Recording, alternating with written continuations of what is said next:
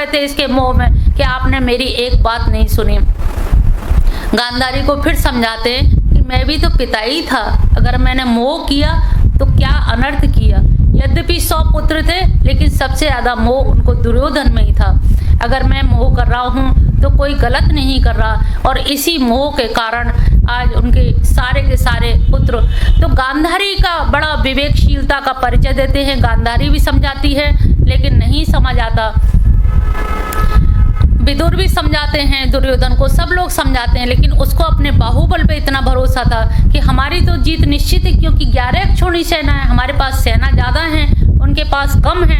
लेकिन वो ये नहीं जान रहा कि उनके पास कृष्ण है, तुम्हारे पास सेना है। पहले एक रिवाज था, परंपरा थी कि जो युद्ध होते थे तो जो पहले मांगने जाता था सहायता, उसी को दे दी जाती थी। वो सहायता जो भी हो सकता, अपना शत्रु पक्ष का हो, अगर पहले आ गया तो उसी को देनी पड़ेगी।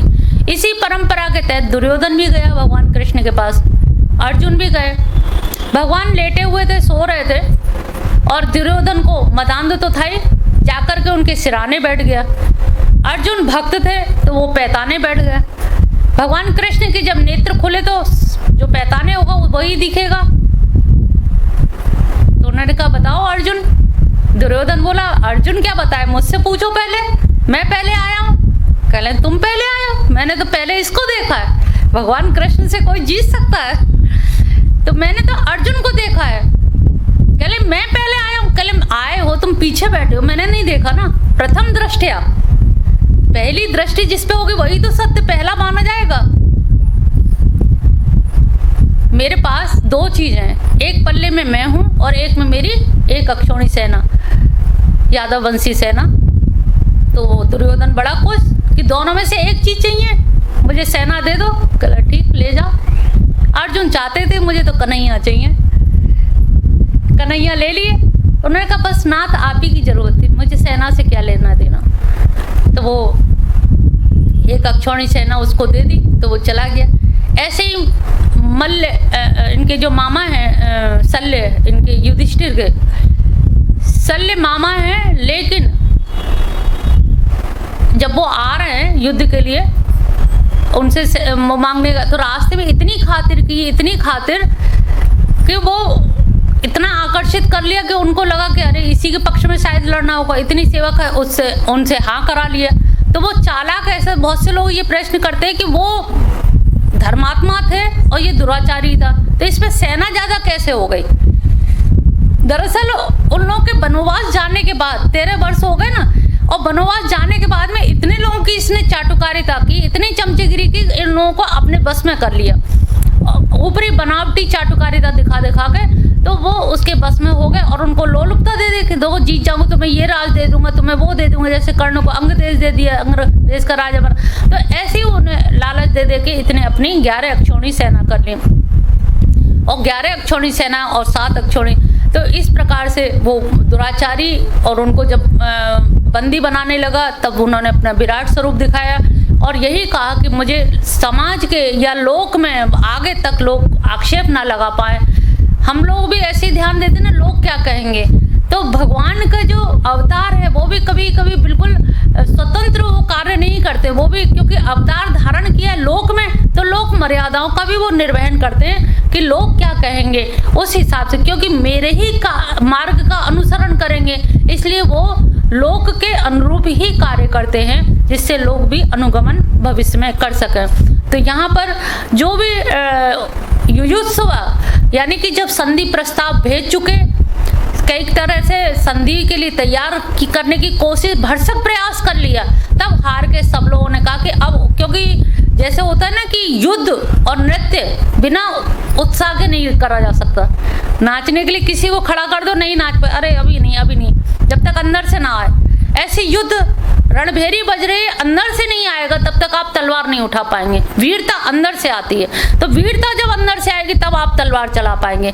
तो रणभेरी के बजने के साथ साथ जब अंदर से वीरत्व झलकता है तो उसके लिए उत्साह चाहिए।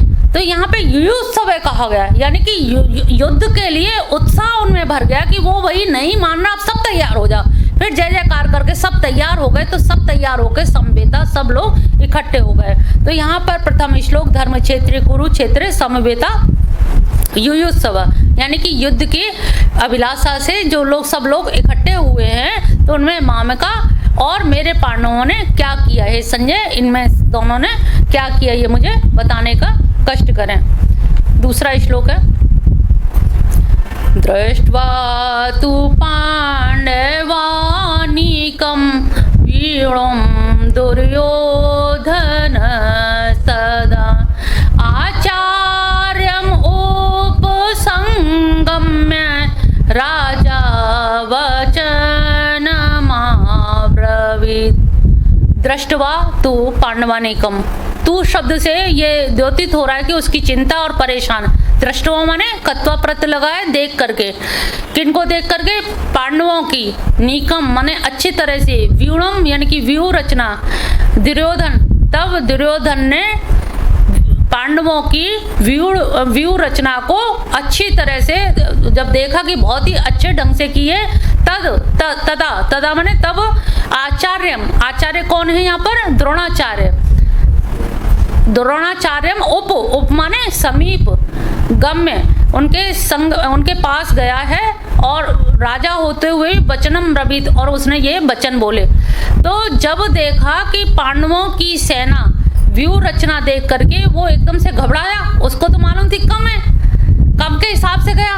जब देखा कि ये व्यू रचना इन्होंने सूचीमुख रचना की है, और सूचीमुख रचना गुरु बृहस्पति से ये अर्जुन सीख के आए थे, और युधिष्ठिर ने कहा कि जैसी स्थिति हो उसी के हिसाब से तुम ये व्यू रचना करना, चाहे सूचीमुख हो या व्यूकार हो, कैसे भी जैसे तुम्हें लगे उस समय अपने हिसाब से ये जो तुमने देखा सीखा है उसका पालन करना। तो जब देखा कि कम सेना होते हुए भी इतनी दिख रही है, तो दौड़ करके वो आचार्य के पास गया, द्रोणाचार्य के पास। राजा है, राजा को तो अपनी जगह रहना चाहिए, लेकिन वहां जाके वो घबरा के मतलब गया, और जाने से उसकी घबराता तभी तो आदमी जाता है कि भाई ऐसे ऐसे ये मतलब हो गई, तो अब क्या करें, आचार्य को पहले साधे, और आचार्य को साधने के लिए वहां जाते हैं। क्या वचन कहते हैं, पश्यतां पांडुपुत्राणाम् आचार्यमेति च मुमु व्यूणां द्रुपदपुत्रेण तव शिष्येण धीमता। पश्यताम, इनको देखो, किनको, ये जो सेना है, एताम मतलब इससे घबराहट देखो, कितने एक एक शब्द पे बड़ा साइकोलॉजिकली है कि इनको देखो, अरे इनको तो देख ही रहे और क्या देखने आए, बस ये एताम, कुछ चीज चूक ना जाए। पांडु पुत्राणाम, ये सारे जो पांडु पुत्र हैं, और आचार्यम महतिम चमुम, पांडु पुत्रों ने, इन्होंने आचार्य, बहुत बड़ी सेना, इतनी बड़ी सेना इन्होंने किस तरह से ये इकट्ठी की है, और किसने की है, व्यूणाम, ये जो व्यू बना द्रुपद पुत्र, जो द्रुपद हैं, द्रुपद कौन है, आपके शत्रु, यहाँ पर उसका नाम नहीं लिया, कौन है, उन्होंने कहा द्रुपद पुत्रेण, द्रुपद से इनकी लड़ाई हो गई थी, ये दोनों बाल सखा थे, द्रोणाचार्य और द्रुपद और दोनों ने एक ही जगह से ही सीखी थी, भरद्वाज से शिक्षा दीक्षा ली।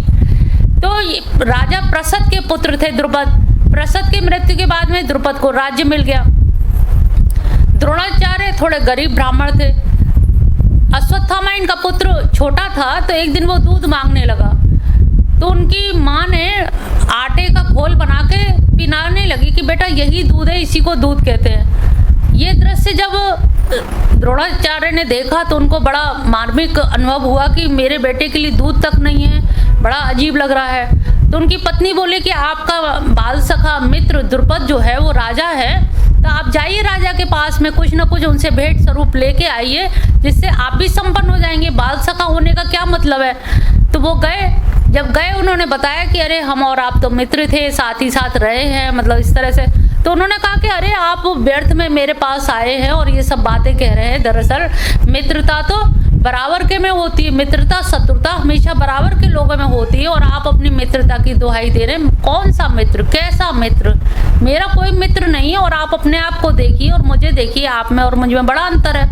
ये बात उनको बहुत खल गई और इस बात से शर्मिंदगी उठा करके वो अपने हस्तिनापुर में उनके जो कृपाचार्य साले थे वो उनके पास आकर के रहने लगे।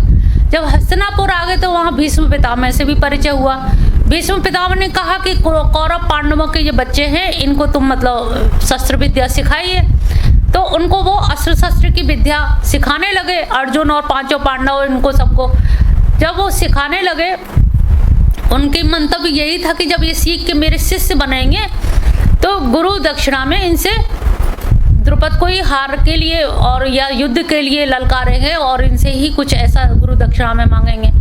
जब देखा कि अर्जुन जैसा धनुर्धारी तैयार हो गया, इन सब में सबसे ज़्यादा निपुण अर्जुन ही थे, और जब अर्जुन तैयार हो गए तो उनसे गुरु दक्षिणा में यही कहा कि तुम द्रुपद का राज्य मेरे चरणों में डाल दो, तब मैं समझूंगा कि मुझे गुरु दक्षिणा मिल गई। अर्जुन ने वैसे ही किया। जब हार गए द्रुपद, तब इन्होंने अपने मित्रता के कारण आधा राज्य दे दिया। जब आधा राज्य दे दिया तो द्रुपद के अंदर लगा कि आधा दे दिया, लेकिन आधा तो रह ही है द्रोणाचार्य के पास, वो आधा भी कैसे लौटा लूं। इसके लिए उन्होंने यज्ञ किया, और यज्ञ करने के लिए वो याज उपयाज के पास में गए। और याज के पास गए तो उन्होंने कहा कि मैं तो कर्मकांडी ब्राह्मण नहीं हूँ, लेकिन मेरा जो भाई है वो करता है, उनके पास में तुम जाओ। तो वो यज्ञ करते हैं, यज्ञ करके उसमें से धृष्टद्युम्न उत्पन्न हुआ, और पुत्र को उत्पन्न करने का एक ही लक्ष्य था कि जो द्रोणाचार्य को मार सके। द्रोणाचार्य के मारने वाला पुत्र मुझे चाहिए, जिससे कि मैं अपना पुनः उस राज्य को वापस ले सकूं। तो यहाँ पर जो द्रुपद का पुत्र है, जो विशेषण दिया है ना द्रुपद पुत्रेण, तो धृष्टद्युम्न कहीं नाम नहीं लिया है, द्रुपद का पुत्र है। और तब माने तुम्हारा धीमता शिष्य, और तुम्हारा शिष्य है कैसा? धीमता यानी कि बुद्धि वाला। धी माने बुद्धि, मता माने बाला, तो धी वाला बुद्धिमान। बुद्धिमान क्यों लगाया? अगर आपका शिष्य इतना बुद्धिमान है तो गुरु कैसा होगा? और ज्यादा, क्योंकि तुम्हारा ही है, तुम्ही ने सिखाया। तो तुम्हारा जो शिष्य है तो सीखा इन्हीं से उन्होंने, और तुम्हारा शिष्य तो दो विशेषण हुए, एक तो वो द्रुपद का पुत्र है। उसने धृष्टद्युम्न क्यों नहीं कहा? उन्होंने कहा अगर कह देंगे तो जो आकाशवाणी हुई थी कि ये धृष्टद्युम्न द्रोणाचार्य का हंता होगा, तो कहीं इनको भय ना बैठ जाए, अभिनिवेश यानी कि मौत का भय ना दिख जाए, इसीलिए उन्होंने डर के मारे नाम नहीं लिया मनोवैज्ञानिक तरीके से। नाम लूंगा तो सीधे सीधे ये कहीं डिप्रेशन में ना चले जाए, इसलिए घुमा फिरा के बात कही द्रुपद पुत्र और तुम्हारा शिष्य लेकिन बुद्धिमान है, तो फिर आपकी बुद्धि से कहाँ जीत पाएगा, क्योंकि तुम्हारा शिष्य है, तुम्हारा शिष्य है तो तुम्हारे अंडर में है। तो इस तरह से विशेषण लगा के वो करता है। फिर आगे अत्र सूरा महेश्वासा भीमार्जुन समायुधि युयुधानो विराटश्च द्रुपदश्च महारथ दृष्टकेतु चेकितान काशीराजश्च वीरवान् पुरुजित कुन्ती भोजश्च शैब्यश्च नरपुङ्गव योधामन्योश्च विक्रान्त ओते मौजाश्च वीरवान् सौभद्रो द्रौपदेयाश्च सर्व एव महारथम्। अब यहाँ पर कौन कौन हैं उनका विवरण देते हैं कि अत्र सूरा, यहाँ पर बड़े बड़े सूरवीर हैं, बड़े बड़े धनुषधारी हैं। सबसे बड़े तो भीम ही हैं, भीम के बराबर अर्जुन, और उनके समकक्ष बड़े बड़े एक से एक युयुधानो विराट वही हैं जिनके यहाँ ये अज्ञातवास में रुके थे, और अज्ञातवास में इनकी पुत्री उत्तरा थी, उत्तरा के साथ ही अभिमन्यु का विवाह हुआ था। द्रुपदस्य और द्रुपद के पुत्र दृष्टिकेतु, चेकितान, काशीराज, पुरजीत, कुंती भोज और ये इनके मामा हैं, कुंती के भाई हैं, सैव्यश्च उनके ससुर हैं, नरपुंगम, युधामन्युश्च, द्रौपदश्च, सर्वे मतलब सभी के सभी मतलब युयुधानों को सात्विकी भी कहा जाता है, जो उन्होंने पहले साथ दिया था जब बंधन में डाल रहे थे दुर्योधन उस समय भी। तो ये सब के सब सूरवीर हैं, एक से एक धनुर्धारी है, जिनमें कहीं किसी को न्यून नहीं बताया जा सकता, एक से एक वीर रुके हुए हैं, बने हुए हैं। यहाँ पर 7वां है अस्माकं तु विशिष्टाये तानि बोध द्विजोत्तम नायकामम सैन्यस्य संज्ञार्थं मान अस्माकम हमारी भी तू विशिष्टा ये तानि बोध द्विजोत्तम, उनको कह रहे हैं हे द्विज में उत्तम, हे आचार्य द्रोणाचार्य, हमारी ये जो है ना सेना ये भी कम नहीं है। जब कम नहीं तो घबरा क्यों रहे हो? तो यहाँ पर वो कह रहा कहीं ऐसा ना हो कि इनके ऊपर कोई वैसा प्रभाव पड़ जाए कि वहाँ तो बहुत बड़े बड़े हैं और ये कहीं पीछे ना हट जाएं। तो डरते हुए कह रहे नहीं हमारा भी मतलब कम नहीं है, हम भी कोई बहुत बड़े बड़े हैं, आप चिंता मत करिए। नायका मम सैन्य संज्ञार्थ तान ब्रवीम, यहाँ पर भी इतने बड़े बड़े लोग हैं और उनको भी आप समझ लीजिए और मैं उनको बतलाता हूँ जिससे आपको और वो सेना है जिसके आप नायका मम सैन्य, मेरी सेना के तो आप ही नायक हैं और मेरी सेना के आप नायक हैं, तो वो कम कैसे हो सकते हैं? और आपके संज्ञार्थ के लिए, आपकी संज्ञान में लाने के लिए मैं उनके भी नाम बताए देता हूँ, जिसमें आपको ये ना रहे कि कहीं हमारी सेना कम है। यहाँ पर देखिए वो अपने हीनता को किस तरह, वो जानता है कि भीम किस कोटि का है, अर्जुन किस कोटि के धनुर्धारी हैं, वो सब जानते हुए कैसे उसका मनोबल बना रहे, अपनी हीनता को कैसे आवरण चढ़ा रहा है।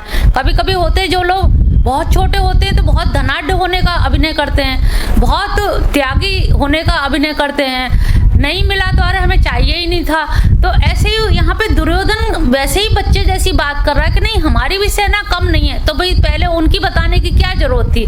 जब तुम्हारी कम नहीं है तो घबराहट क्यों हो रही है?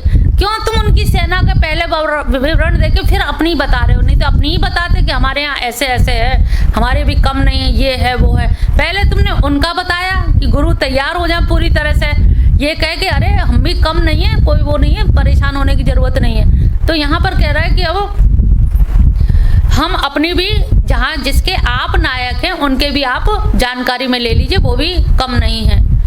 भवान भीष्मश्च कर्ण च कृपश्च समितिञ्ज अश्वत्थामा विकर्णश्च सोमदत्ति तथैव च।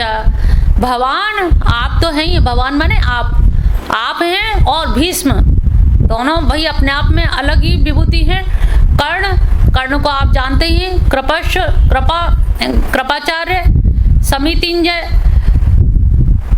संग्राम विजयी है। कोई भी इनमें से ऐसा नहीं है कि जो मतलब अश्वत्थामा है, विकर्ण है, सोमदत्ती यानी कि सोमदत्त के पुत्र, तथा और भी बहुत सारे लोग इस तरह के हैं जिनको हम भूरिश्रवा है, सोमदत्ती कहा गया, सोमदत्त के पुत्र होने के कारण।